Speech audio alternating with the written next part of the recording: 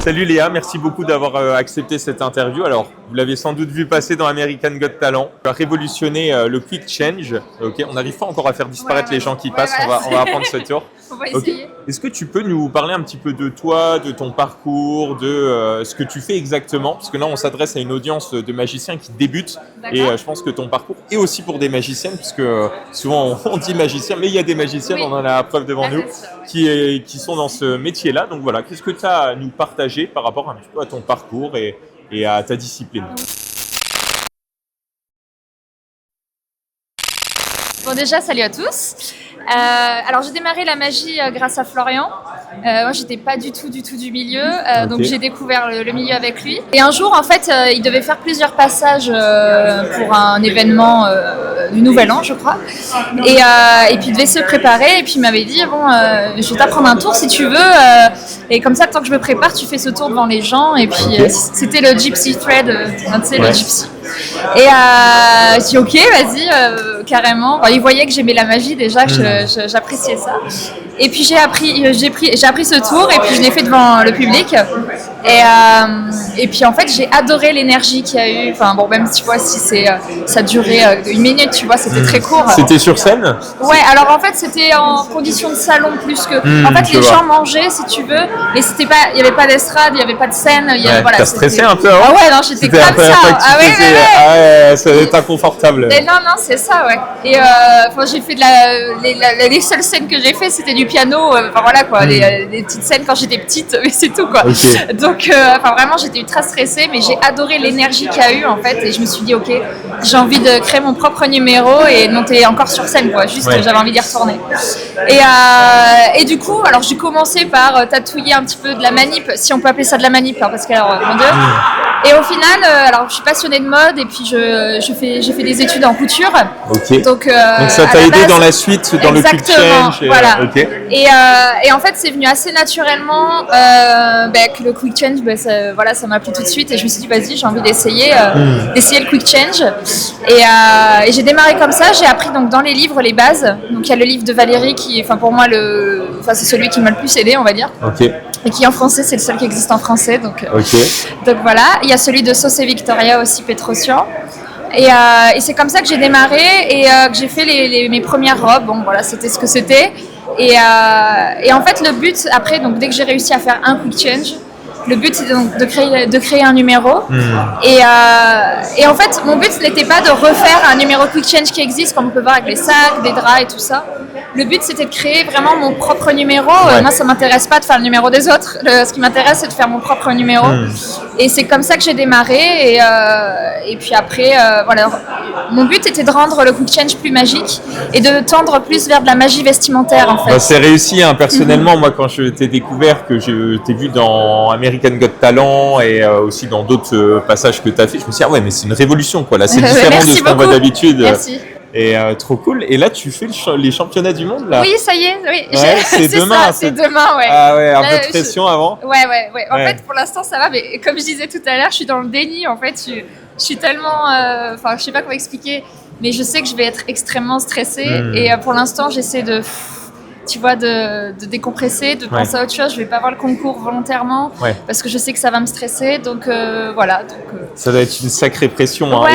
Quel conseil tu donnerais à, tu vois, parce qu'on a souvent ça quand on débute la magie. Je me souviens à l'époque, je débutais et j'ai mis peut-être 1 an et demi, 2 ans avant de faire des tours à d'autres personnes qu'à mes amis ou à ma famille.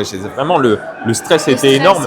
Quel conseil tu donnerais par rapport à ça? Est-ce que, je pense que la réponse est oui, mais est-ce que ça vaut le coup de passer cette étape, de le dépasser? Je dirais au départ, et même après, ça vaut pour après aussi, le mieux c'est de répéter en fait. C'est plus vous répéterez et plus vous serez à l'aise avec votre technique, votre numéro, ou que ce soit en close-up ou en scène.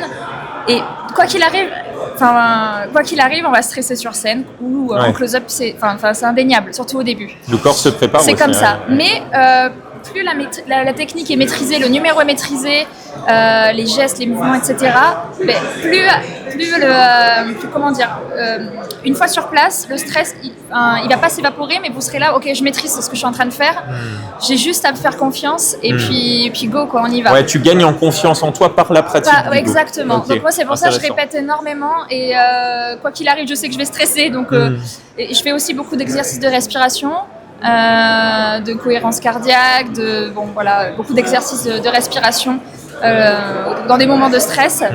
Mais voilà, quoi qu'il arrive, c'est la répétition qui m'aide à gérer mon stress. Enfin, même si dans tous les cas, je vais être très stressée, mais je me dirais, bon, mais de toute façon, Oui, tu connais, tu sais que tu te reposes sur quelque chose. Voilà, c'est ça. Donc, je dirais, la répétition. Et puis, oui, évidemment qu'il faut oser. C'est très dur au départ.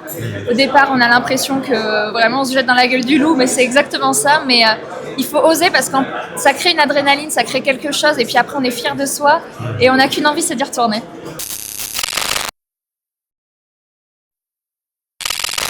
Il faut savoir, America's Got Talent, donc moi, mon année, c'était en 4 étapes. Donc les auditions, quart de finale, demi-finale, finale. Il faut savoir que donc, les quarts de finale, semi-finale et finale sont en direct à la télé. Ok. Donc, tu as les 3 en direct, ouais, c'est pas que la finale. Non, il n'y a que les auditions qui sont enregistrées en avance. Et en fait, on l'a fait en période du Covid.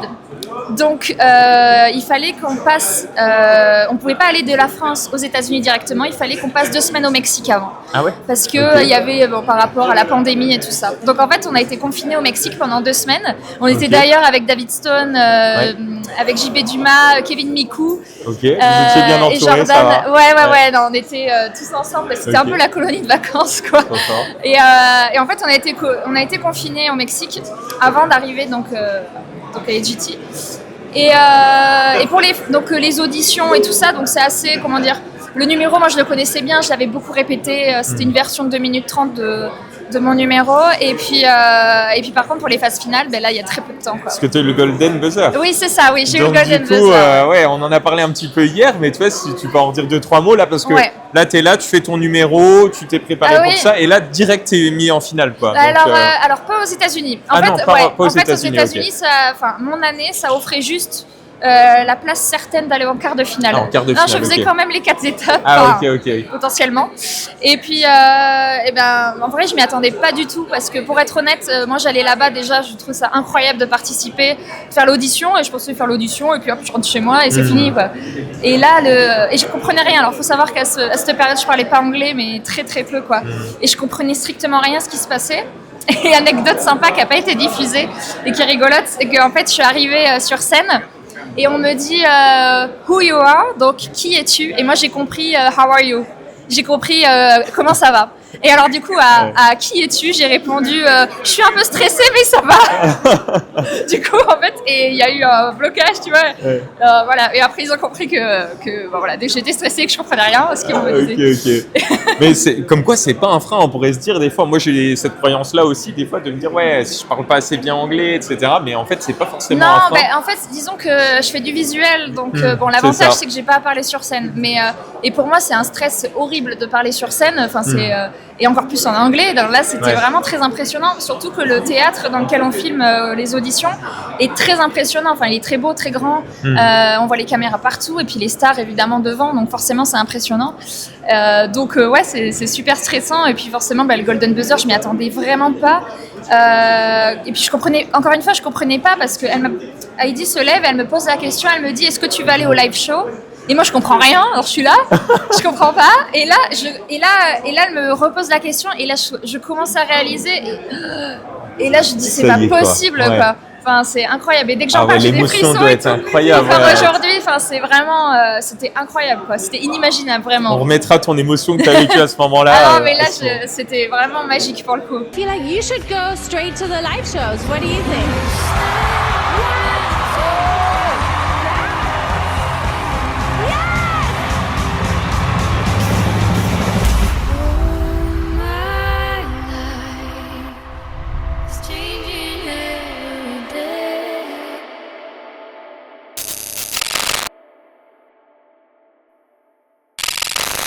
Donc sur un gros show, j'étais, j'avais des gimmicks sur moi. C'est pour les magiciens? C'est pour les magiciens, exactement. Donc il y a du grand public ou pas? Peut-être qu'il y aura, forcément, vu ta notoriété, il y aura peut-être un petit peu de grand public. Il y a des gimmicks, on va dire. Voilà. J'avais des gimmicks sur moi, et puis donc le show se passe. Donc en gros, il y avait une apparition de voiture et tout ça. Donc l'apparition de la voiture avec les autres magiciens. Mm-hmm. Et là, en fait, donc j'étais déjà un peu prête. Enfin voilà, je fais des gimmicks. Ok. Et là, en fait, on était sur scène, c'était la première, gros show, alors pression parce que c'était un gros show. Mm-hmm. Et là, en fait, donc la voiture apparaît, je recule, et là, je me prends les pieds dans une light. Je me tombe en arrière, mais la vôtre, quoi. Une grosse vôtre. Tu peux pas la camoufler. Ah non, mais c'est impossible. Ouais. Grosse vôtre dans la light, c'est chaotique, vraiment. Surtout que le show, c'était magnifique, quoi. Mm. Et là, on vient me rabasser comme ça. J'étais là, oh putain. Et du coup, fou rire. Donc, je finis, donc on salue, machin. Donc on reste professionnel quand même. Ouais. Et après, je rentre en coulisses et je vois Flo, fou rire, quoi. Mais en même temps, j'étais tellement gênée. C'était vraiment le moment le plus gênant. C'était à la fin du show? Non, c'était le début du show. Et en plus, ça a pas trop bougé tes gimmicks et tout ça? Non, alors j'ai eu de la chance parce que je me suis dit mon Dieu. Et en fait, j'avais pas le temps après de remettre ces gimmicks en place et tout ça. Et go, quoi. Fallait y aller sur scène et tout ça. Et donc ça a été. Donc ça veut dire que mon matos tient bien. Je suis contente. Ouais. Mais sur le moment, j'étais. Franchement, c'est la pire honte, je pense pour moi. Mais quand j'y repense, c'est super drôle. Et sur le moment, j'ai rigolé quand même. Mais bon, c'est des choses qui arrivent, quoi. Ouais, tu dois faire face aux imprévus. Et oui, tu dois rester professionnel et aller s'animer, voilà. Et c'est comme ça, quoi. Il faut pas, et c'est ça qui est pas évident, c'est même quand on fait des erreurs sur scène, ne pas les montrer et faire comme si tout était normal. Voilà, quoi. Trop bien. Donc... un dernier mot pour la fin, peut-être pour un message universel et aussi peut-être pour les femmes qui adorent la magie, qui se disent ouais, mais bon, est-ce que c'est fait pour moi? Est-ce que je peux rejoindre cet univers? Ça doit pas être facile parce que il y a quand même énormément de magiciens plus que de femmes. Quel conseil tu aurais envie de donner? Ça peut être universel ou peut-être dédié aux femmes qui regardent cette vidéo. Mais pour moi, si on a envie de faire de la magie, venez la partager, que ce soit homme, femme, peu importe. Juste l'idée, c'est de faire ce qu'on a envie de faire, de partager. Puis l'avantage de la magie, c'est qu'on peut faire tout ce qu'on veut, n'importe quel univers, créer son propre univers. Donc, c'est un moyen d'expression, de créativité. Complètement. Donc voilà, hommes, femmes, tous en unité, à faire de la magie tous ensemble. Trop bien, merci beaucoup Léa pour cette interview. Attends, avant de partir, j'ai 2 choses à te dire. La première, c'est que Léa a gagné les championnats du monde de magie. Quand je l'ai interviewée, elle ne s'y attendait pas, mais là, ça y est, elle a vraiment gagné. La deuxième chose, c'est que si tu es passionné par la magie et que tu veux vraiment progresser, apprendre des tours impressionnants ou en faire ton métier, ça fait plus de 10 ans que je suis magicien professionnel et j'ai créé un groupe Discord qui réunit la nouvelle génération de magiciens. Tu peux y découvrir des secrets non diffusés sur YouTube, rencontrer des magiciens de ta région et participer à des lives exclusifs. C'est gratuit, alors profites-en, clique maintenant sur le lien dans la description et rejoins la communauté. À tout de suite de l'autre côté du miroir.